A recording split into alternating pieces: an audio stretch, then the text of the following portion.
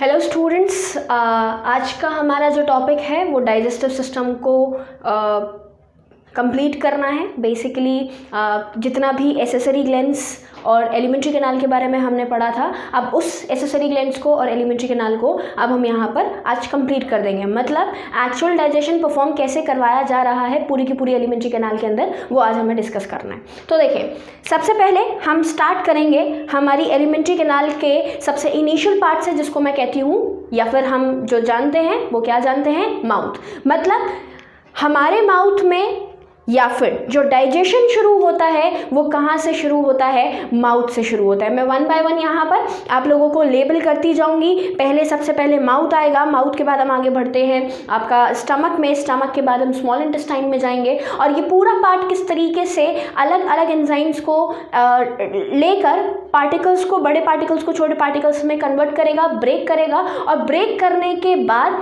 फिर किस तरीके से ये स्मॉल इंटेस्टाइन के थ्रू या फिर लार्ज इंटेस्टाइन के थ्रू या फिर स्टमक के थ्रू या फिर माउथ में एब्जॉर्ब होंगे, कैसे, ये सारी चीज़ें हम यहाँ पर आज कंप्लीट करेंगे। तो देखें, सबसे पहले मैं स्टार्ट कर रही हूँ digestion main proper means actual digestion हमारी बॉडी में जो परफॉर्म हो रहा है। जब भी मैं कोई फूड का पार्टिकल अपने माउथ में रखती हूँ तो फूड का पार्टिकल माउथ में लेने पर कौन कौन सी चीज़ें, कौन कौन सी बॉडी पार्ट्स एक्टिव होते हैं, ये अब हमें यहाँ पर समझना है। तो सबसे पहला पार्ट हमारा क्या है, माउथ। मैं वन बाय वन आप लोगों को एक एक करके सारी चीज़ें एक्सप्लेन करती जाऊँगी, बहुत अच्छे से समझेंगे।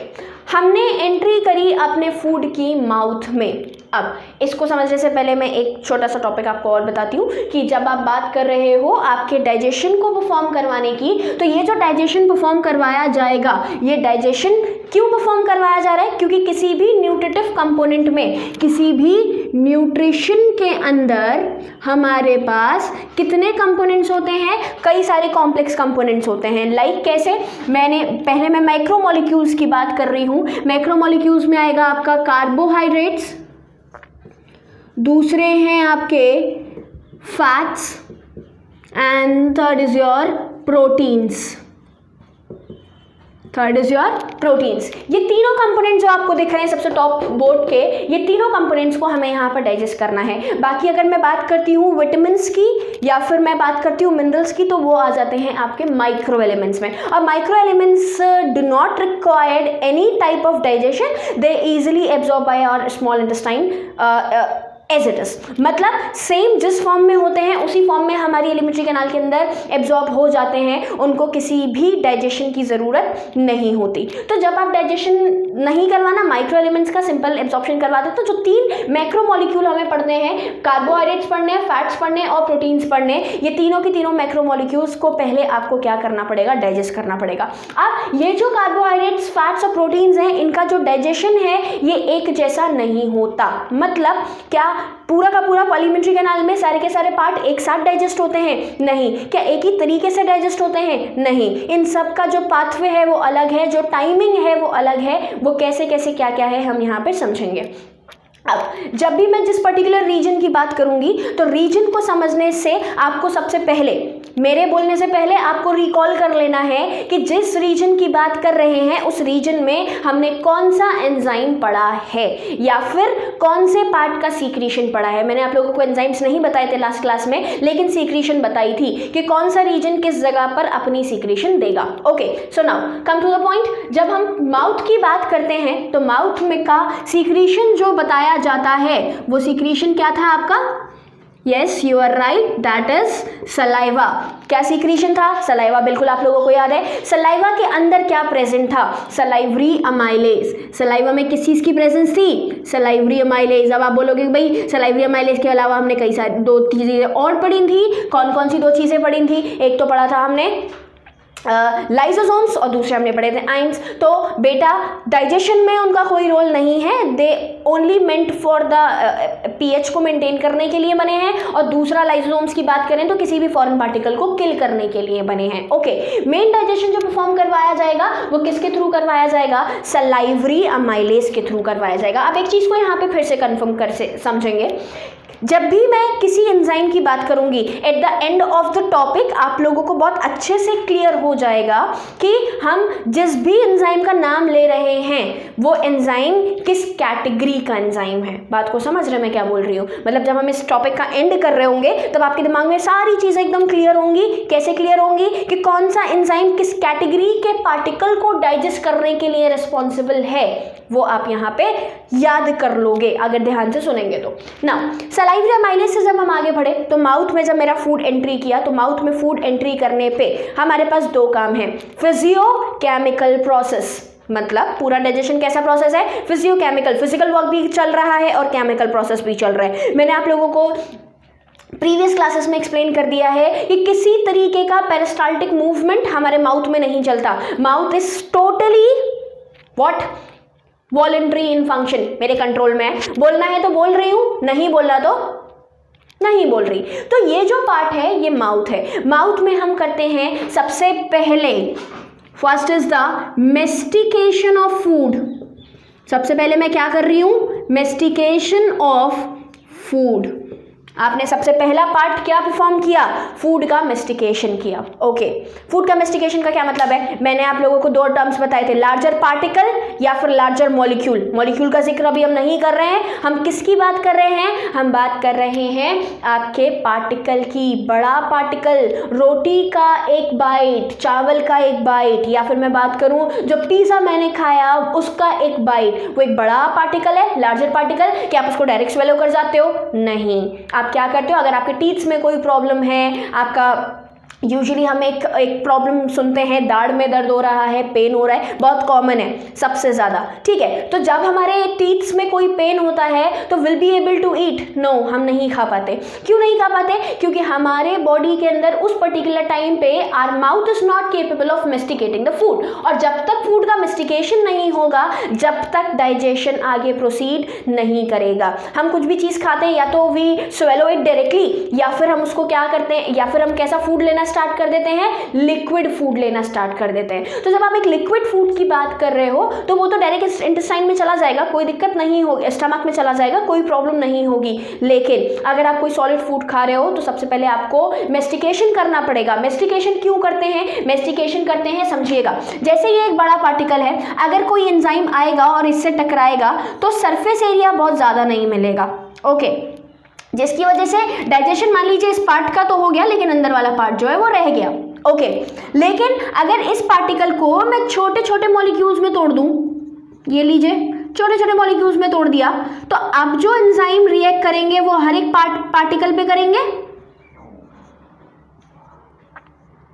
ये हर एक पार्टिकल पे एक्ट कर रहे हैं, और जब हर एक पार्टिकल पे एंजाइम की एक्टिविटी होगी तो वो कितने अच्छे से डाइजेस्ट होके कितने अच्छे से लार्जर मॉलिक्यूल को स्मॉलर मॉलिक्यूल में कन्वर्ट कर देगा। बहुत ही प्यारी मैकेनिज्म है। क्या करते हैं हम? बड़े पार्टिकल को पहले आप कन्वर्ट करो छोटे पार्टिकल में, और छोटे पार्टिकल में कन्वर्ट करने के बाद हमें क्या करना है? उसको ईजिली कोट कर देना है एंजाइम से, ताकि जब वो ईजिली कोट हो जाएगा एंजाइम से तो ईजिली कोट होने पर अब क्या करेगा? ईजिली डाइजेस्ट हो जाएगा, एब्जॉर्बेबल फॉर्म में कन्वर्ट हो जाएगा। तो जब आप एब्जॉर्बेबल फॉर्म में कन्वर्ट कर रहे हो तो उस कन्वर्जन को कराने के लिए सबसे पहले आपने क्या किया? सबसे पहले किया आपने मेस्टिकेशन ऑफ फूड। ये जो मेस्टिकेशन ऑफ फूड हुआ, ये मेस्टिकेशन ऑफ फूड हमारे माउथ के बक्कल कैविटी के किस पार्ट के थ्रू होता है?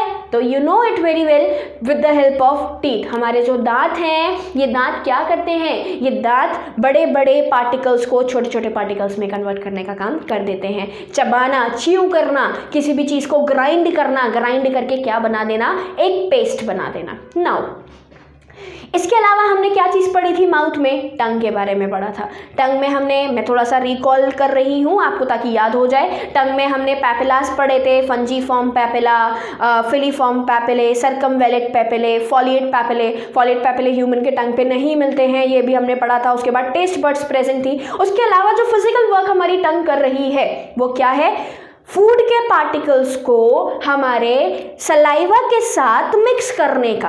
ओके, तो आ जाइए। सबसे पहले मैंने क्या बोला? मैंने बोला जो फूड का मेस्टिकेशन है वो चल रहा है, दांत लगातार ग्राइंडिंग कर रहे हैं और ग्राइंडिंग करते करते करते करते पार्टिकल को छोटे पार्ट्स में कन्वर्ट कर रहे हैं। ओके, उसी के साथ साथ उन उस रीजन में हमारे सलाइवरी ग्लैंड्स एक्टिव हो चुके हैं। कौन कौन से? पैरोटिड हैं, सब मैंडिबल हैं, सब लिंगुअल हैं, ये सब सीक्रेशन दे रहे हैं मेरे माउथ के अंदर। ये सीक्रेशन भी रिलीज हो रहा है, जैसे मैंने आपको लास्ट क्लास में एग्जाम्पल दिया था कि जब भी कोई चीज़ हमारे पसंद की होती है या हमें खाना होता है और वो हमारे सामने रखी है बट हम अलाउ नहीं है उसको खाने के लिए, तो उस टाइम पर क्या होता है? हमारे मुंह में पानी आ जाता है। वो जो मुंह में पानी आ रहा है वो सलाइवा है, वो आना ज़रूरी है। क्यों ज़रूरी है? क्योंकि जब तक वो नहीं आएगा तब तक जो फूड पार्टिकल आपके माउथ में एंट्री कर रहा है वो क्या नहीं हो पाएगा? ईजिली आपके किस में कन्वर्ट नहीं हो पाएगा? बोलस में कन्वर्ट नहीं हो पाएगा। अब ये बोलस क्या है तो समझेंगे, बहुत इंपॉर्टेंट है, इस पे क्वेश्चन पूछ लिया जाता है। जब हमारे मेस्टिकेशन ऑफ फूड करवा रहे हो, मेस्टिकेशन ऑफ फूड में अब यहाँ पे दो चीजें होंगी। सबसे पहला, masticated food particle, masticated food particle when combined with the, जो मेस्टिकेटेड मतलब छोटे छोटे पार्टिकल्स में कन्वर्ट हो चुके हैं, जब वो मेस्टिकेटेड फूड पार्टिकल किसके साथ जुड़ेंगे? सलाइवा के साथ जुड़ेंगे। किसके साथ जुड़ेंगे? सलाइवा के साथ जुड़ेंगे। तो सलाइवा के साथ जुड़ने के बाद जो ये बनाता है आपका बोलस। क्या बनाता है? बोलस। बोलस का बनना जरूरी क्यों है? बोलस का बनना जरूरी है to make the swallowing easy, to make the swallowing. Swallowing का मतलब क्या होता है भाई? स्वेलोइंग या फिर deglutition, deglutition, to make the swallowing और डेग्लूटेशन। क्या है डेग्लूटेशन? कोई भी फूड का पार्टिकल मुंह से कहां चला गया? अंदर, निगलना। टू मेक द स्वेलोइंग और डेग्लूटेशन ईजी, ताकि कोई भी फूड पार्टिकल, क्योंकि अगेन फेरिंग्स में के साथ जुड़ा हुआ है कौन? फेरिंग्स के साथ जुड़ा हुआ है आपका फूड पार्टिकल। कौन कौन सा? एक तो फेरिंग्स के साथ जुड़ा है हमारा एयर पाइप जो कि नेसोफेरिंक्स से एंट्री करता है, और दूसरा है हमारा माउथ। तो माउथ से जो फूड अगर बंधा हुआ नहीं होगा एक पार्टिकल में, ये क्या है आपका? एक वेट बॉल है, एक गीली बॉल, वेट बॉल। किसकी? खाने की, फूड की, जो मैंने खाया है, जो बाइट मैंने खाया है उसका एक वेट बॉल है, गीला बॉल है। अगर ये बॉल एक साथ फूड के पार्टिकल को बांध के ना रखा हुआ हो तो जब मैं स्वेलोइंग करूंगी तो वो छोटे छोटे पार्टिकल्स मेरे किस में चले जाएंगे? ट्रैकिया में चले जाएंगे। मैं आपको एक बहुत छोटा सा एग्जाम्पल देती हूँ। आप लोगों ने होम्योपैथी की एक पाउडर्ड मेडिसिन होती है, अगर वो खाई हो, या फिर कोई भी सूखी चीज़ जो कि बहुत ज़्यादा ड्राई हो, उसको अगर आपने खाने की कोशिश की हो तो खाने पर हम डायरेक्ट उसको स्वेलो नहीं कर पाते, और अगर हम डायरेक्ट स्वेलो करने की कोशिश करते हैं तो हमें खांसी आना शुरू हो जाती है, कफिंग होना शुरू हो जाती है, क्योंकि कफिंग रिफ्लेक्स दिया जाएगा जब ट्रैकिया के अंदर कोई भी फूड पार्टिकल एंट्री करेगा। तो उस फूड पार्टिकल की एंट्री को रोकने के लिए हम सबसे पहले अपने माउथ में उस पाउडर्ड चीज़ को रख के, जैसे जब भी मैं बच्चों से पूछती हूँ कि क्या पाउडर्ड चीज़ आपने क्या खाई है, तो they use to take the name of panjiri. अब उसमें क्या होगा? वो जो पंजीरी आपने खाई है वो पार्टिकल्स अलग अलग हैं, स्कैटर्ड हैं, और वो इजीली किस में एंट्री कर सकते हैं? ट्रैकिया में एंट्री कर सकते हैं। छोटा पार्टिकल कहीं से भी कहीं भी चला जाएगा, ठीक है। लेकिन उसको खाने के बाद मैं माउथ में थोड़ी देर स्टेबल करूं, स्टेबल करने पे जो सलाइवा का सीक्रेशन हुआ, वो सलाइवा का सीक्रेशन उस मेडिसिन से या उस पाउडर्ड सब्सटेंस से बांध देगा। उस पाउडर्ड सब्सटेंस को क्या बना देगा? एक बोलस में कन्वर्ट कर देगा, एक वेट बॉल में कन्वर्ट कर देगा। अब उस वेट बॉल को जब आप डेग्ल्यूट करोगे तो वो एक ही पाथ में जाएगी, जो कि क्या है आपका? ईसोफेगस। बहुत ही प्यारी मैकेनिज्म है। तो हमने क्या किया? सबसे पहले फूड को किस में कन्वर्ट किया? बोलस में कन्वर्ट किया, और ये जो फूड को बोलस में कन्वर्ट किया ये डेग्ल्यूटेशन को या फिर स्वेलोइंग को ईजी बना देता है। ओके, नाउ अब क्वेश्चन ये है कि फूड को साथ में मेस्टिकेट कर दिया, सलाइवा के साथ बांध दिया, लेकिन मेन डाइजेशन कहाँ हुआ? अब मेन डाइजेशन आता है आगे। देखें हमारे पास फूड के कंपोनेंट कितने हैं? मैंने आप लोगों को 3 कंपोनेंट्स बताए, कार्बोहाइड्रेट्स बताए, फैट्स बताए और प्रोटीन्स बताए। तो जब आप कार्बोहाइड्रेट्स की, फैट्स की और प्रोटीन्स की बात कर रहे हैं तो इसमें से माउथ में सारे के सारे कंपोनेंट डाइजेस्ट नहीं होते, बल्कि हर पार्ट का अपना एक अलग डाइजेशन है। और ये जो हर एक पार्ट का अपना अलग डाइजेशन है ये परफॉर्म करवाया जा रहा है किसके थ्रू? ये परफॉर्म करवाया जा रहा है आपका डिफरेंट सलाइवरी अमाइलेजेस के थ्रू। क्लियर? तो देखें, सबसे पहले मैंने बात करी किसकी? सबसे पहले मैं बात कर रही हूँ कार्बोहाइड्रेट्स की। एक्चुअली सबसे पहले क्या, सबसे पहली और लास्ट बात है ये, माउथ में सबसे पहली और सबसे लास्ट बात जो कि डाइजेशन को परफॉर्म करवा रही है वो क्या है? आपका कार्बोहाइड्रेट। द फर्स्ट रिएक्शन, सबसे पहली रिएक्शन, मैं एक बड़ा स्टार बना रही हूं ताकि आप लोगों को याद रहे। मैं जहां पर रिएक्शन में कन्वर्जन करूंगी मैं एक बड़ा स्टार बनाऊंगी। ओके, तो सबसे पहली रिएक्शन क्या है? कार्बोहाइड्रेट। क्या रिएक्शन है आपकी? सबसे पहली रिएक्शन है कार्बोहाइड्रेट। कार्बोहाइड्रेट को कन्वर्ट किया जाता है अमाइलेज की हेल्प से किसके अंदर? डाइसैकराइड्स के अंदर। मतलब कोई अगर पूछे कि माउथ में डाइजेशन होता है तो हम बोलेंगे यस होता है। कैसे होता है? तो हमारे माउथ में कार्बोहाइड्रेट अमाइलेज की हेल्प से, अमाइलेज क्या है? अमाइलेज है आपका कार्बोहाइड्रेट डाइजेस्टिव एंजाइम। इस वजह से सलाइवरी अमाइलेज हम कई दफ़ा पढ़ चुके, कई बार पढ़ चुके। सलाइवरी अमाइलेज कहीं पे भी कोई डाइजेशन नहीं करता, सिर्फ कार्बोहाइड्रेट को डाइजेस्ट करता है। इस वजह से माउथ में सिर्फ सलाइवरी अमाइलेज होने की वजह से कार्बोहाइड्रेट्स ही डाइजेस्ट करते हैं, और वो भी पार्शियली। वो भी कैसा? पार्शियल का मतलब होता है आधा अधूरा, कंप्लीट नहीं। और ये जो कार्बोहाइड्रेट्स का पार्ट है, ये कार्बोहाइड्रेट भी कंप्लीट डाइजेस्ट नहीं होंगे। भाई मैं एक चपाती का जो बाइट लिया वो कार्बोहाइड्रेट, उसमें गेहूं है, वीट होता है कार्बोहाइड्रेट का, तो क्या वो पूरा डाइजेस्ट हो जाएगा? ऑब्वियसली नो, वो पूरा डाइजेस्ट नहीं होगा। फिर कितना परसेंट डाइजेस्ट होता है? तो 30%। How much? बहुत इंपॉर्टेंट क्वेश्चन है। क्वेश्चन पूछते हैं how many percent of carbohydrate did digest into your mouth. आपके माउथ में कितना परसेंट कार्बोहाइड्रेट डाइजेस्ट हुआ है? तो हम क्या जवाब देंगे? हम जवाब देंगे 30% कार्बोहाइड्रेट डाइजेस्ट हुआ है। अब ये जो बोलस बना, इस बोलस का 30% कार्बोहाइड्रेट डाइजेस्ट हो गया, डाइसैकराइड्स में कन्वर्ट हो गया, डाइसैकराइड्स में कन्वर्ट होके अब ये कहाँ एंट्री कर जाएगा? अब ये हमारे फेरिंक्स से ईसोफेगस में एंट्री करेगा। Okay, clear? कोई भी डाउट? अब आ जाते हैं नेक्स्ट। माउथ से मैं आगे बढ़ी, किस में जाएंगे? माउथ से हम आगे बढ़ के जाते हैं आपके ईसोफेगस में। जब माउथ से हम आगे बढ़ के ईसोफेगस में जा रहे हैं, ये स्टार हटा देती हूँ, अच्छा नहीं लग रहा, एरो बना देते हैं। ओके, एक बड़ा एरो। हाँ, देखें अब जब हम क्या कर रहे हैं, जब हम माउथ से ईसोफेगस में एंट्री करते हैं तो आपने ईसोफेगस में किसी भी तरीके की कोई डाइजेस्टिव ग्लैंड पड़ी? नहीं पड़ी। ईसोफेगस में कोई डाइजेस्टिव ग्लैंड नहीं पड़ी, ईसोफेगस में किसी तरीके का डाइजेशन नहीं होता इस वजह से। क्लियर?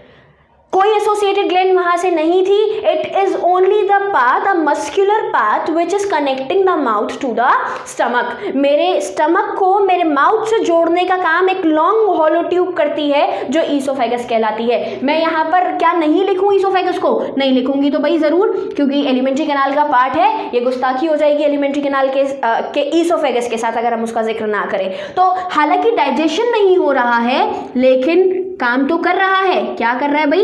ये कर रहा है कनेक्ट स्टमक टू, सॉरी उल्टा नहीं लिखेंगे, क्या लिखेंगे? Mouth to stomach. माउथ को स्टमक से जोड़ने का काम करता है। एक लाइन और जोड़ूंगी, विद द हेल्प ऑफ, बोले याद करें, with the help of yes peristaltic movements। yes, बिल्कुल सही।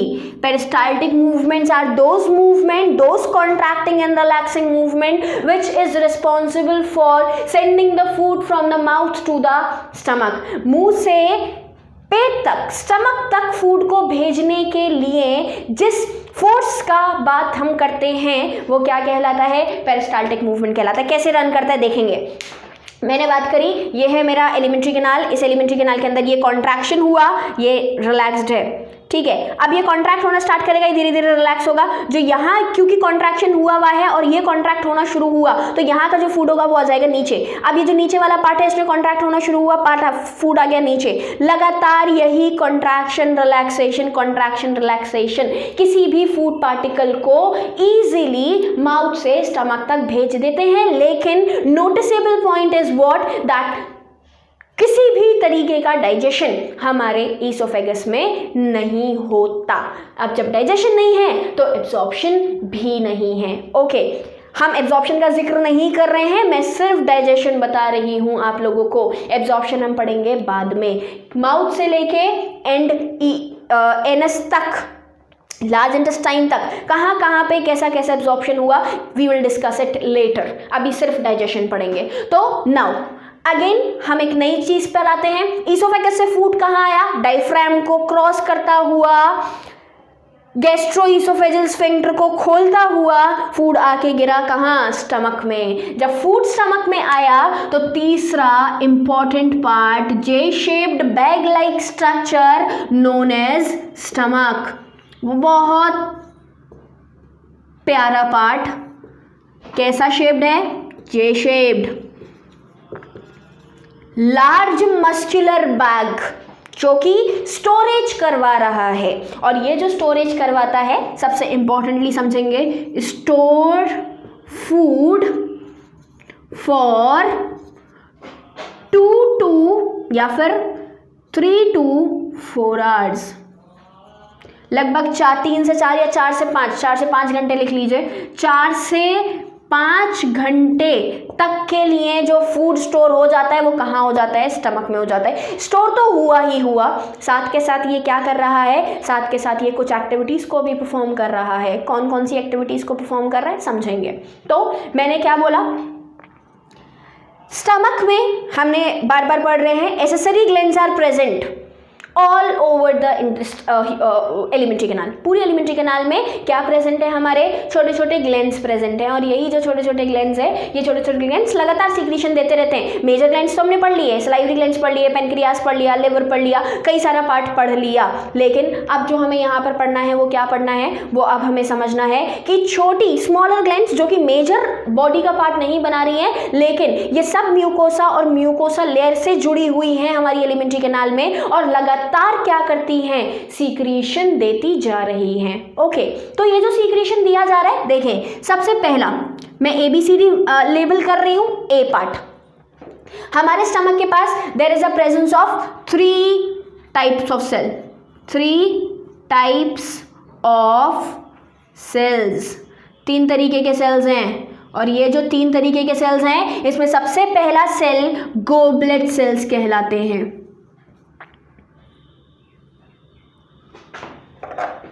सबसे पहले सेल्स क्या कहलाएंगे? Goblet sales. गोबलेट सेल्स को हम और क्या कहते हैं? म्यूकस सीक्रीटिंग सेल्स भी कहते हैं। म्यूकस सीक्रीटिंग सेल्स, क्या काम है इनका? बहुत बहुत बहुत इंपॉर्टेंट काम, मैं बाद में बताऊंगी। मैं पहले तीनों के तीनों ग्लैंड्स को लेबल करूंगी, फिर एक साथ कनेक्ट करेंगे और फिर उसके बाद पढ़ेंगे, ताकि हमारे लिए इसको लर्न करना इजी हो जाए और कोई टफनेस हमें फेस ना करना पड़े। ओके, बी पार्ट में आपको बताती हूं, दैट इज ऑक्जेंटिक पैराइटल या फिर पैराइटल। मैं इनको याद करती थी हमेशा, या फिर जो लर्न किया मैंने, या जब मैं आपको सजेस्ट करूंगी कि आपको कैसे लर्न करना है एक साथ, अगर आप कंफ्यूज हो जाओगे कि भाई ऑक्जेंटिक ही पैराइटल है या फिर पैराइटल ऑक्जेंटिक है, आगे मैं एक और नाम लिखूंगी कि वो पैराइटल चीफ सेल्स हैं या फिर पेप्टिक सेल्स आपके पैराइटल सेल्स हैं या फिर ऑक्जेंटिक सेल चीफ सेल्स हैं, तो कंफ्यूज नहीं होना। मैंने एक साथ नाम याद कर लिया, ऑक्जेंटिक पैराइटल सेल। मतलब ऑक्जेंटिक नाम अलग है, पैराइटल नाम अलग है, या तो आप ऑक्जेंटिक बोलो या फिर पैराइटल बोलो, ये एक दूसरे तरीके के सेल स्टमक की वॉल में प्रेजेंट है। थर्ड पार्ट हम क्या बात कर रहे हैं? थर्ड इज योर चीफ या फिर पेप्टिक सेल्स। चीफ सेल्स और peptic cells again important cells. बहुत बहुत इंपॉर्टेंट पार्ट हमारी किसका, एलिमेंट्री कैनाल में स्टमक का। यही तीनों सेल्स पूरे के पूरे डाइजेशन को परफॉर्म करते हैं हमारे स्टमक के अंदर। चलिए मैं आपको डाइजेशन के साथ एब्जॉर्प्शन भी बता देती हूँ। तो स्टमक से हम एब्जॉर्प्शन शुरू करते हैं। तो देखें, सबसे पहले हमने क्या बात करी कि जब मैं गोब्लेट सेल्स की बात करती हूँ, म्यूकस सीक्रेटिंग सेल्स मैंने लिख दिया यहाँ पे, या फिर म्यूकस सेल्स भी बोला जाता है इन्हें, तो कोई कंफ्यूजन नहीं होना चाहिए कि क्या कर रहे हैं भाई goblet cells, they are secreting the mucus. Oxyntic parietal cell आपको याद करना पड़ेगा, ये क्या करते हैं, दे सीक्रेट HCl। याद करने का तरीका, hop cell, H for HCl, O for oxyntic, P for parietal, hop cell HOP। क्या सीक्रेट करते हैं, सीक्रेट HCl। चीफ सेल्स या फिर पेप्टिक सेल्स की बात की जाए तो ये सीक्रेट करते हैं protein digestive enzyme, protein digestive enzyme that is pepsinogen. क्या सीक्रेट करते हैं, पेप्सिनोजेन। नाउ ये क्या सीक्रेट करते हैं, सीक्रेट म्यूकस। म्यूकस क्या था, एक गाढ़ा बेसिक कंपोनेंट, एक स्लिपरी कंपोनेंट जो कि हमारे पूरी की पूरी एलिमेंट्री कैनाल को एक स्लिपरीनेस प्रोवाइड करता है ताकि फूड इजीली एक जगह से दूसरी जगह पर स्लिप करके आगे बढ़ सके। लेकिन एक चीज को आपको ध्यान में रखना है, जो म्यूकस है ये नेचर में कैसा होता है, बेसिक होता है। यहाँ पे बेसिसिटी, एसिडिटी आप क्यों बोले जा रहे हो भाई, क्योंकि पूरा का पूरा डाइजेशन ही कनेक्टेड है एसिडिटी और बेसिसिटी से। तो जब आपने म्यूकस की बात करी, HCl की बात करी और पेप्सिनोजेन की बात करी, तो इनको समझने के लिए अब मैं आपको डायरेक्ट समझाऊंगी डाइजेशन स्टमक में कैसा होता है। तो जब डाइजेशन की बात कर रहे हो तो एक एक सेल को हम यहाँ पे समझते चलते हैं और आपको फंक्शन ऑटोमेटिक क्लियर हो जाएगा। तो हेडिंग क्या है हमारी, digestion in stomach, digestion in the stomach. जब हम डाइजेशन की बात कर रहे हैं स्टमक के अंदर तो अब समझिएगा, प्रोटीन डाइजेस्टिव एंजाइम है पेप्सिनोजेन, कार्बोहाइड्रेट डाइजेस्टिव एंजाइम था अमाइलेज। मैं अंडरलाइन कर रही हूँ, डबल कोट्स बना रही हूँ, अंडरलाइन कर रही हूँ, डबल कोट्स बना रही हूँ, ताकि आपको याद रहे कि हम कौन से कंपोनेंट को किस जगह पे डाइजेस्ट कर रहे हैं। तो सबसे पहली बात हमने क्या करी, सबसे पहले हमने बात करी कि जब आप डाइजेशन स्टमक में आगे बढ़े तो आप इन सब सेल को सबसे पहले मैं एक्सप्लेन करूंगी, चीफ सेल्स या फिर पेप्टिक सेल्स। चीफ सेल्स या फिर पेप्टिक सेल्स हमारे स्टमक के वो सेल्स हैं जो कि किसका सीक्रेशन करते हैं, प्रोटीन डाइजेस्टिव एंजाइम। इसको मैं और क्या बोल सकती हूँ, इसको मैं बोल सकती हूं प्रोटियोलिटिक एंजाइम।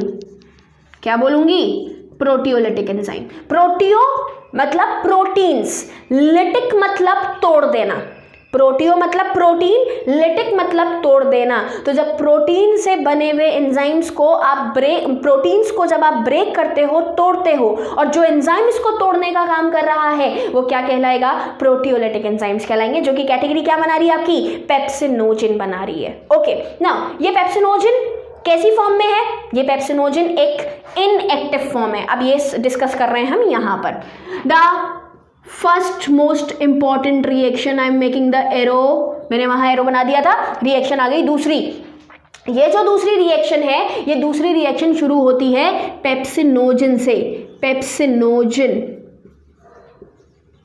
ये जो पेप्सिनोजेन है, इस पेप्सिनोजेन को मुझे कन्वर्ट करना है पेप्सिन में। किस में कन्वर्ट करना है, पेप्सिन में। भाई ये क्या चीज है, आपने बोला प्रोटीन डाइजेस्टिव एंजाइम है पेप्सिनोजेन, प्रोटियोलिटिक एंजाइम है पेप्सिनोजेन। यहाँ पर आपने पेप्सिनोजेन से पेप्सिन बना दिया, क्या ये प्रोटीन बन गया या ये प्रोटीन टूट गया, नहीं, ना तो प्रोटीन बना और ना ही प्रोटीन टूटा। आप समझेंगे, पेप्सिनोजेन थी एक इनएक्टिव फॉर्म, पेप्सिनोजेन थी एक इनएक्टिव फॉर्म और पेप्सिन है एक एक्टिव फॉर्म। मतलब इनएक्टिव है काम नहीं करेगा, एक्टिव है तो ही काम करेगा। सबसे पहली रिएक्शन। दूसरी रिएक्शन आगे पढ़ेंगे। दूसरी रिएक्शन है, ये जो पेप्सिन आया, अब ये पेप्सिन का काम है, प्रोटियोलिटिक एंजाइम है तो प्रोटीन को तोड़ेगा। प्रोटीन को कैसे तोड़ेगा, मैंने बात करी मेरे स्टमक में प्रेजेंट हैं प्रोटीन्स, इन प्रोटीन्स को तोड़ा गया पेप्टोन्स में। प्रोटीन्स को किस में तोड़ा गया, पेप्टोन्स में तोड़ा गया। भाई किसने तोड़ा, पेप्सिन ने तोड़ा। किसने तोड़ा? पेप्सिन ने तोड़ा। तो ये आ गया आपका पेप्सिन। भाई आप जिक्र कर रहे हो सिर्फ पेप्टिक सेल्स का, चीफ सेल्स का, you are not talking about the oxyntic parietal cell and you are not talking about the goblet cells और म्यूकस सीक्रेटिंग सेल्स। वाई? क्या इनका कोई काम नहीं है? तो समझिएगा, प्रोटीन डाइजेस्ट हुआ पेप्टोन्स में, किसकी वजह से? पेप्सिन की वजह से। पेप्सिन क्या था? पेप्सिनोजन। पेप्सिनोजन किससे सीक्रेट किया गया? चीफ सेल से। लेकिन चीफ सेल्स के पेप्सिनोजन जब तक वर्क नहीं करेंगे, जब तक इस पेप्सिनोजन को किसमें कन्वर्ट नहीं कर दिया जाए? पेप्सिन में कन्वर्ट नहीं कर दिया जाए। तो सबसे इंपॉर्टेंट पार्ट कि ये जो ऑक्जेंटिक पैराइटल सेल्स हैं, व्हाट दे आर डूइंग, ये क्या कर रहे हैं? ये कर रहे हैं पेप्सिनोजन को पेप्सिन में कन्वर्ट। क्लियर हुआ? तो जब पेप्सिनोजन को पेप्सिन में कन्वर्ट किया जा रहा है, तो ये पेप्सिनोजन को पेप्सिन में कन्वर्ट किया किस पार्ट ने? HCl ने, that is your hydrochloric acid. Hydrochloric, बिल्कुल सही पहचाना आपने। ये वही खतरनाक एसिड है जो कि केमिस्ट्री में बवाल मचा के रखता है। बहुत खतरनाक एसिड जो कि सबसे ज़्यादा हाईली एसिडिटी, बेसिक मतलब हाई pH के लिए जाना जाता है। जब इतनी ज़्यादा pH है तो ये हमारे स्टमक में, हमारे स्टमक की एलिमेंट्री वॉल को, एलिमेंट्री कैनाल की वॉल को डिकम्पोज नहीं करता। ये क्वेश्चन हमारे दिमाग में होना चाहिए। मैंने क्या बोला? HCl क्या कर रहा है? चीफ सेल से निकलने वाले पेप्सिनोजन को पेप्सिन में कन्वर्ट करने का काम कौन करता है? ऑक्जेंटिक सेल से निकलने वाला HCl। और आपने बिल्कुल सही पहचाना, ये HCl वही हाइड्रोक्लोरिक एसिड है जो कि सबसे खतरनाक एसिड माना जाता है। और ये इतना खतरनाक एसिड हमारी स्टमक में प्रेजेंट है, लेकिन it is not doing any kind of harm, किसी तरीके का हार्म नहीं कर रहा। तो क्यों नहीं कर रहा किसी भी तरीके का हार्म? तो उसका रीजन है हमारा goblet cells, that is mucus secreting sales.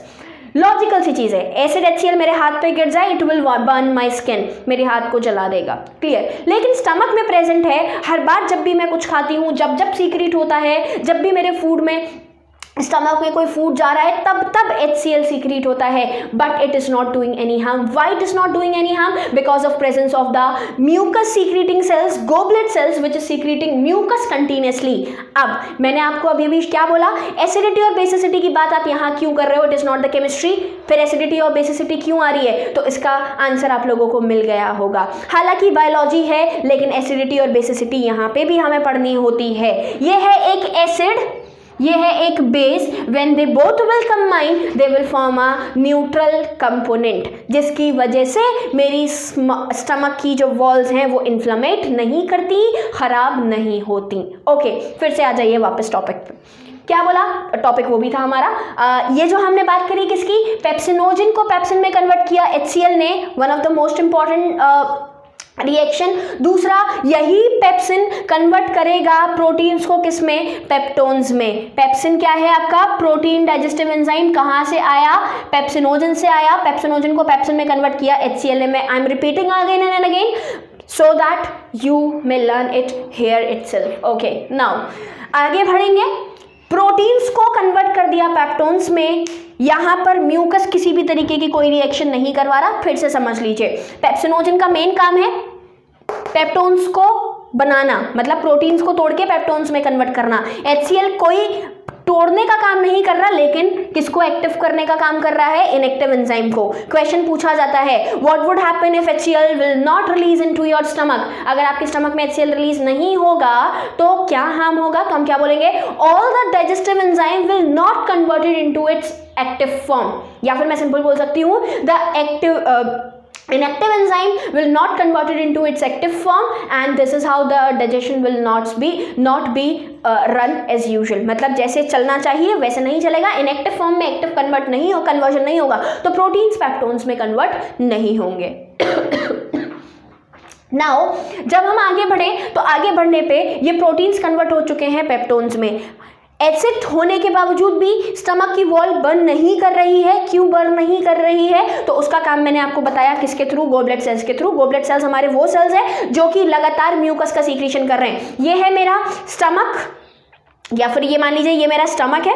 इस स्टमक के बीच में रखा हुआ है फूड, स्टमक के बीच में रखा हुआ है फूड। ये जो फूड है, ये फूड किसके कांटेक्ट में है? ये फूड मेरे स्टमक की वॉल्स के कांटेक्ट में है।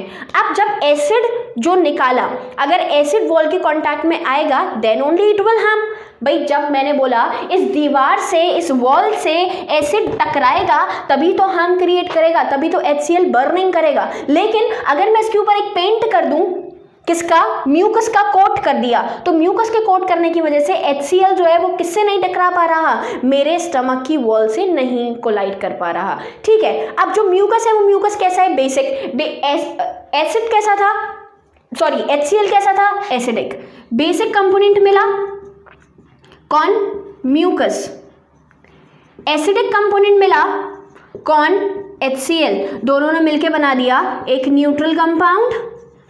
ये न्यूट्रल कंपाउंड हमारे स्टमक की वॉल को एज इट इज बनाए रखता। म्यूकसिल्स लगातार म्यूकस का, अब मैं बोलूँ कि डाइजेशन ना हो, डाइजेशन में म्यूकस का कोई जरूरी पार्ट नहीं है तो आप म्यूकस सीक्रेट ना करो, पर नहीं, ऐसा नहीं कर सकते। क्यों नहीं कर सकते? क्योंकि अगर म्यूकस सीक्रेट नहीं होगा तो हमारा स्टमक का वॉल जो है वो डिकम्पोज होना शुरू हो जाएगा। ओके, नाउ स्टमक में ही बेटा समझेंगे कुछ प्रोटीन का डाइजेशन तो हो रहा है, but again it is a partial digestion. कैसा डाइजेशन है? पार्शियल। पेप्टोन्स को मैंने आपको कहीं भी जिक्र नहीं किया कि पेप्टोन्स हमारे इंटेस्टाइन के थ्रू क्या होते हैं? एब्जॉर्ब होते हैं, तो पेप्टोन्स तो डाइजेस्ट नहीं हो रहे। अगेन इट इज अ कैसा digestion? Partial digestion of proteins. Next हम आगे बढ़े, प्रोटीन के अलावा क्या कोई डाइजेशन होता है? क्या किसी तरीके का अलग सीक्रेशन होता है? तो मैं यहां पे लिख देती हूं लाइपेजेस। बेटा फिर से समझेंगे, लाइपेजेस एक वो कैटेगरी है एंजाइम की जो कि किसे डाइजेस्ट करती है? Fat digestion. मीन्स आपका कहना यह है कि हमारे स्टमक में फैट भी डाइजेस्ट होता है? तो नहीं होता। लाइपेज प्रेजेंट हैं लेकिन फैट का डाइजेशन नहीं होता। इनएक्टिव लाइपेजेस हम कह सकते हैं एक तरीके से। क्वेश्चन पूछ लिया जाता है, इस वजह से मैंने आप लोगों को बता दिया। तो सबसे पहले goblet cells, oxyntic particle cells, chief cells, lipases fat का डाइजेशन करवा रहे हैं। डाइजेशन सिर्फ प्रोटीन का हो रहा है। HCl इनएक्टिव एंजाइम को एक्टिव एंजाइम में कन्वर्ट कर देता है, प्रोटीन्स को पेप्टोन्स में तोड़ देता है, फिर पेप्सिन। इसके अलावा अगर मैं बात करती हूं इन्फेंट्स के स्टमक की, अगर मैं बात करती हूं इन्फेंट के स्टमक की, तो यहां पर एक स्पेशलाइज्ड एंजाइम फिर से रिलीज होता है। देखें क्या, सबसे पहले हमारे पास है एक एंजाइम जिसको मैं बोलती हूं प्रोरेनिन। रेनिन टर्म यहाँ पर ध्यान देंगे, इस रेनिन को हमें इन फ्यूचर आगे और पढ़ना है। रेनिन की स्पेलिंग है PRORENNIN। प्रोरेनिन को मैं कन्वर्ट करूंगी रेनिन में। भाई ये क्या चीज है? Again inactive enzyme is now converted into the active enzyme. कोई भी डाउट होना ही नहीं है, बहुत ही इजी सा रिएक्शन है। मैं एरो बना देती हूँ बड़ा सा। प्रोरेनिन को किस में कन्वर्ट किया? रेनिन में कन्वर्ट किया। प्रोरेनिन क्या है? सुन लीजिए भाई, प्रोरेनिन तो इनएक्टिव फॉर्म है, हम बात करते हैं रेनिन की। रेनिन क्या है? इट इज दैट या फिर अगेन रेनिन इज अ, मैं डायरेक्ट लिख देती हूँ, renin is a proteolytic enzyme. क्या चीज है? Proteolytic enzyme. भाई अब आप दो कैटेगरी प्रोटियोलिटिक एंजाइम की पढ़ोगे। भाई एक बार हम ऑलरेडी पढ़ चुके कि पेप्सिन जो है वो स्टमक में डाइजेस्ट कर रहा है, फिर स्टमक में ही आप दूसरा प्रोटियोलिटिक एंजाइम बता रहे हो रेनिन, तो इसमें क्या कोई फर्क है? हाँ बिल्कुल फर्क है। मैंने यहाँ पर क्या लिखा है? इन्फेंट स्टमक, बच्चे का पेट। इस बच्चे के पेट में एक एक्स्ट्रा एंजाइम और निकलता है जिसको हम रेनिन कहते हैं, और ये रेनिन कैसा एंजाइम है? Proteolytic enzyme. और प्रोटियोलिटिक एंजाइम के साथ साथ मैं इसको और बोल सकती हूँ मिल्क डाइजेस्टिव एंजाइम। भाई अगेन आप लोग को पता होना चाहिए, दूध में होती है प्रोटीन, उस प्रोटीन को डाइजेस्ट करना कौन करता है? रेनिन। बच्चों के स्टमक में कई ज़्यादा क्वांटिटी में ये रेनिन निकलता है, लेकिन अगर मैं बात करूं एक अडल्ट के स्टमक में रेनिन की क्वांटिटी बहुत ज़्यादा कम होती है। और अडल्ट के स्टमक में रेनिन की क्वांटिटी कम होने की वजह से जो आपके यंग वंस हैं they are not capable of digesting the milk properly, मतलब दूध को पूरी तरीके से डाइजेस्ट नहीं करते हैं। जब दूध को पूरी तरीके से डाइजेस्ट नहीं करते तो फिर आपका क्या बोलते हैं हम कि जो स्टमक में जो मिल्क है वो डाइजेस्ट नहीं हो रहा, तो they are suggest to have a curd instead of milk, मतलब उनको दही का जो कंजप्शन है वो ज़्यादा करने बोला जाता है as compare to the milk. क्यों? क्योंकि मिल्क एज इट इज हमारे स्टमक में जाएगा, डाइजेस्ट नहीं होगा और एज इट इज बाहर आ जाएगा। ओके, लेकिन अगर कर्ड का कंजप्शन करेंगे तो कर्ड जो है वो पहले से क्या है? टूटा हुआ प्रोटीन है। आप समझिए, यही जो रेनिन है ये करवाता है आपका कर्डलिंग ऑफ मिल्क। मैं यहाँ पर एक और हेडिंग लिख रही हूँ, दैट इज कर्डलिंग ऑफ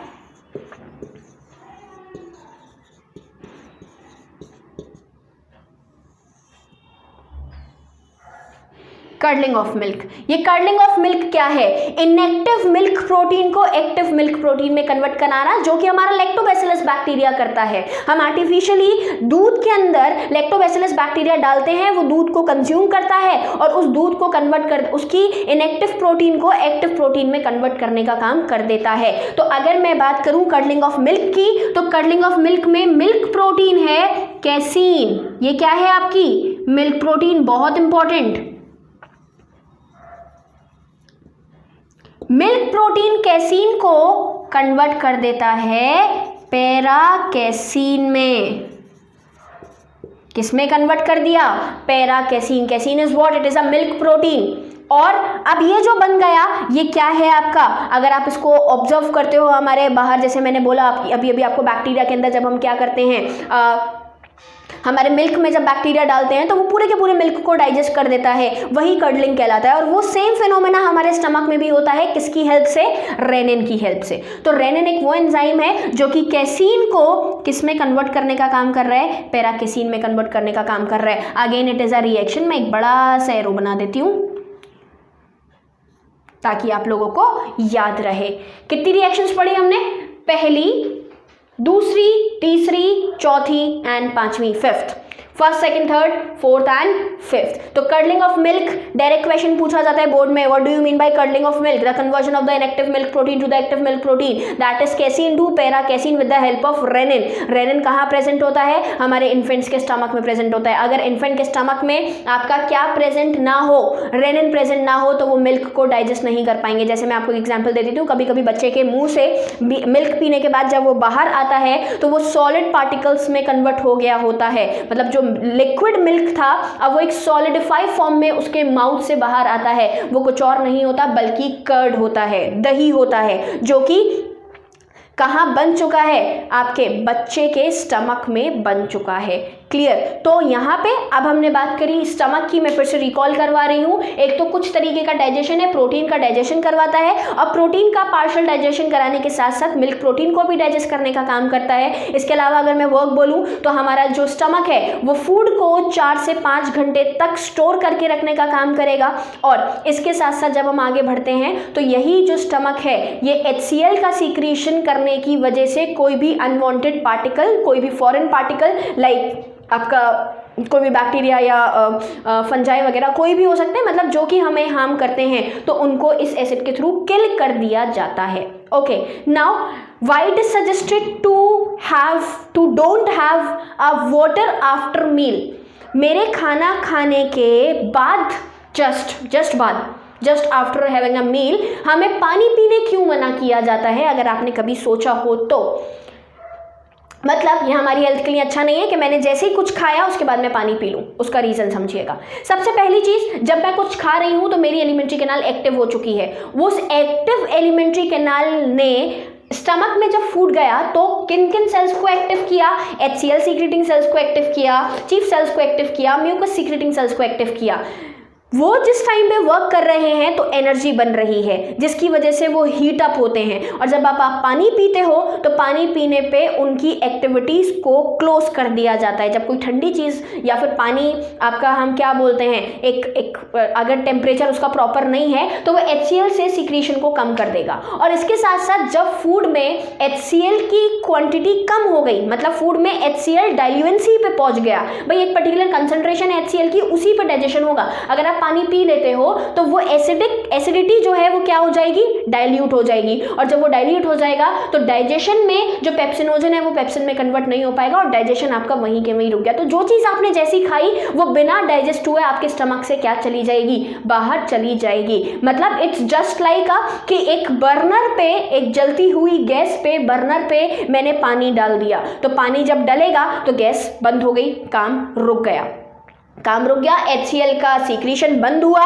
जो पुराना HCl निकल चुका था, जो पहला HCl निकल चुका था वो डाइल्यूट हो गया, जिसकी वजह से पेप्सिनोजन पेप्सिन में कन्वर्ट नहीं हो पा रहा, इनएक्टिव एंजाइम्स एक्टिव एंजाइम्स में कन्वर्ट नहीं हो पा रहे, और इनएक्टिव एंजाइम्स एक्टिव एंजाइम्स में कन्वर्ट नहीं हो पा रहे, तो इस वजह से डाइजेशन वहीं के वहीं रुक गया। लेकिन अगर हम थोड़ा सा warm liquid after the meal consume करते हैं तो वो एक्टिविटी को थोड़ा सा फास्टन अप कर देता है।